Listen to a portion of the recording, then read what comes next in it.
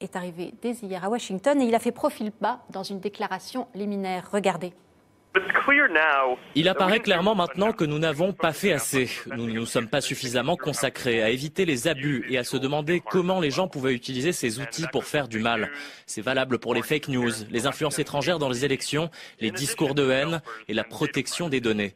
Nous n'avons pas réalisé à quel point notre responsabilité est grande et c'était une énorme erreur. C'était mon erreur. Karine Becker, je vous vois faire non de la tête. Non, mais c'est insupportable. Par rapport à Zuckerberg. Oui, c'est insupportable d'entendre ça parce qu'il va quand même pas m'expliquer. C'est être très intelligent pour avoir eu la capacité d'inventer ce qu'il a inventé. Il va quand même pas m'expliquer qu'il n'avait pas, il s'était pas déjà rendu compte que sur les réseaux sociaux il y avait quand même un certain nombre de problèmes qui se dégageaient. Qu'effectivement il y a les fake news dont il a parlé, et pas seulement. On a l'impression que tout à coup, il découvre qu'il est responsable de quelque chose d'important.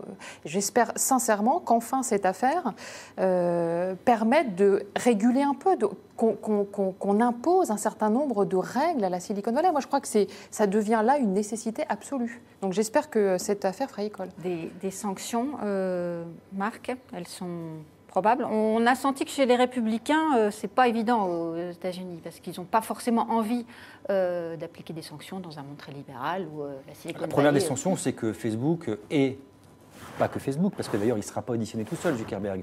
Il va y aller en audition au Sénat avec le patron de Google et le patron de Twitter. Parce que le problème de protection des données, plus que la diffusion des fake news, ça ne concerne pas que Facebook. Enfin là, Cambridge Analytica, c'est Facebook. Oui, mais là, ceux qui se sont fait choper, donc ils sont cloués pilori, mais après, ça sera d'autres. Voilà. Donc, le problème est plus général que ça. La première des sanctions, c'est que ces GAFA payent des impôts. Voilà, je pense que c'est cette première des sanctions. Aujourd'hui, ils font leur beurre, non pas avec les fake news. C'est pas un problème d'argent, là. Je veux dire, qui payent des impôts, c'est très bien. Mais là, il y a moral, la responsabilité. Ça ne durera pas. Ça ne va pas durer, le problème moral. Et quand il y a eu de la diffusion de fake news, justement, pendant la campagne présidentielle aux États-Unis, il a fait un acte de contrition, il a dit pardon, ça ne se reproduira pas. On n'a pas suffisamment compris ce qu'on a fait, l'importance du réseau que j'ai créé. Ce n'est pas la première fois qu'il fait cet acte-là. Et boum, ça recommence. Parce que les Américains, comme les Français, au bout d'un moment, on a une capacité d'oubli.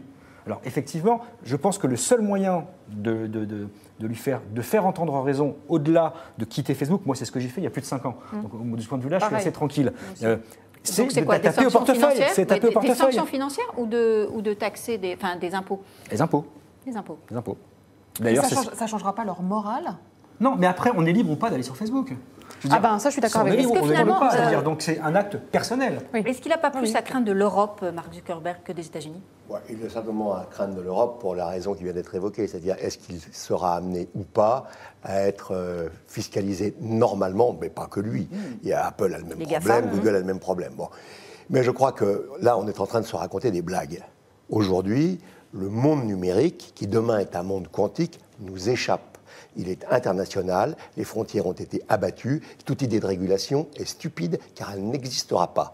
Les algorithmes vont beaucoup plus vite que les politiques, les capacités démocratiques de réguler le monde. La loi n'est pas en mesure de lutter contre cette avancée technologique. C'est comme ça, on n'y peut rien. Donc la difficulté aujourd'hui, c'est de se poser, nous, Européens, la question, est-ce qu'on est des obsédés de la régulation qui fait qu'on n'a pas de Facebook, on n'a pas de Google, on n'a pas de Snapchat, on n'a pas de Twitter, on n'a pas été fichu de faire ça parce que la régulation, et la régulation particulièrement anticoncurrentielle, a imposé à l'Europe de morceler sa relation au numérique, ce qui a fait que des petits acteurs. On n'a pas su financer l'innovation là où c'était besoin, là où il y avait des besoins. Mais l'innovation, elle existe, mais enfin, en tout cas, oui, elle n'a pas été lancée de manière, je dirais, volontariste au niveau des États. Et donc, on est dans un monde où, malheureusement, le progrès technologique est en train de nous échapper. Je rappelle juste que nous avons un génie qui aura probablement le prix Nobel dans un autre domaine, mais on est pareil, très proche du monde de la morale,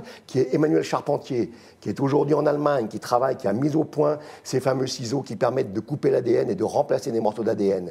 Avec ces ciseaux, les Chinois sont en train de travailler sur des êtres humains qui sont au-delà du transhumanisme. Ils travaillent sur la possibilité de modifier l'être humain, alors que nous nous posons la question, pour des raisons religieuses et pour des raisons morales, nous en Europe, de ne pas le faire. Et on a raison de ne pas le faire. Mais ce que je veux dire, c'est que malheureusement, le monde numérique... c'est déjà de la préhistoire. préhistoire. Et quand vous parlez au prix Nobel qui travaillent sur ces sujets-là, ils vous disent, mais le numérique, c'est l'âge de pierre du monde quantique. Le monde qui nous attend, qui est le monde quantique, et qui va traiter des hexaflops, fait que même Mark Zuckerberg sera une sorte d'homme de Cro-Magnon du monde qui nous attend.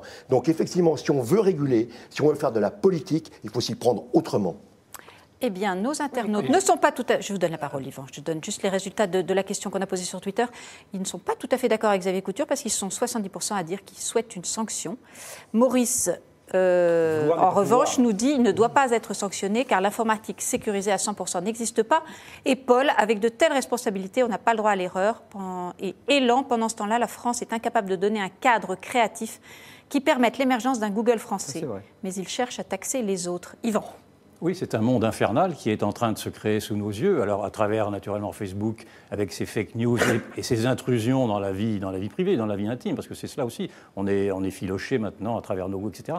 Mais pire encore, pour reprendre l'exemple chinois, vous avez maintenant en Chine l'exemple de la note sociale. La note sociale, c'est donc chaque citoyen qui s'épie l'un l'autre et qui note l'un l'autre afin d'imposer une sorte de super politiquement correct, de super tyrannie du bon comportement.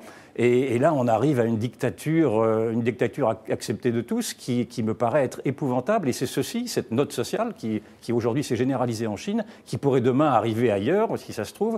Et donc, il faut que là, et les philosophes, et les religieux, et tout le monde se mettent tout de suite au travail afin de poser des éléments de limite à cette technique qui permet tout, dans le transhumanisme bien sûr, mais également dans ces idéologies coercitives qui préparent d'autres dictatures.